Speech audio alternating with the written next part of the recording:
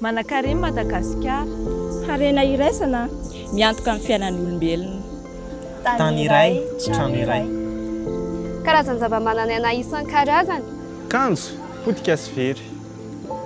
Nefa mba manofy aho ny hanana Madagasikara maitso. Madagasikara miavaka, Madagasikara salama. Te hiainana tontolo madio aho. Te hamela lova tsara ho an'ny taranako aho.